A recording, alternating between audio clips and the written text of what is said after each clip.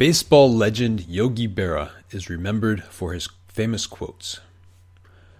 Yogi Berra was short, thick, and had a plain face, but he was a legendary member of the Yankees baseball team. Berra played in more World Series games than any other major league player. He was chosen Most Valuable Player for the American League 3 times. His teammates were famous for their athletic baseball talent: Joe DiMaggio, Mickey Mantle, and Whitey Ford. In 1956, he was the catcher behind the plate in the only perfect game in World Series history. After he stopped playing baseball, Berra was a coach and manager for the Yankees.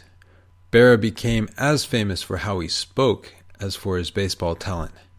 His name appears almost as often in Bartlett's famous quotations as it does in baseball's record books. "It ain't over till it's over" is one of 8 Yogi-isms included in Bartlett's. Another of his famous expressions was, "This is like deja vu all over again."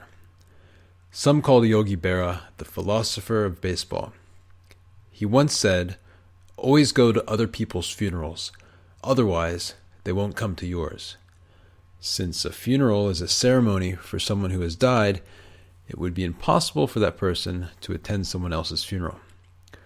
Mr. Berra's wisdom included, "If you don't know where you're going, you will wind up somewhere else." This means that it's good to know your direction in life.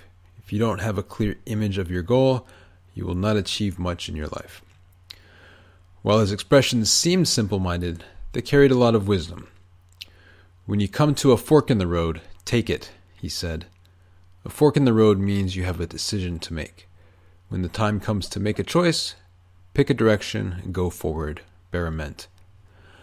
Other Yogi-isms were, "The other teams could make trouble for us if they win," and "It ain't over till it's over."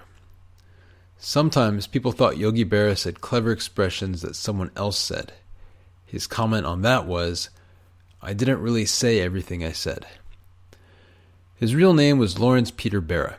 He was born May 12, 1925. Berra left school in the 8th grade to work to help support his family. He took jobs in the coal yard, as a truck driver, and in a shoe factory. He played with a semi-professional team in 1943 until World War II.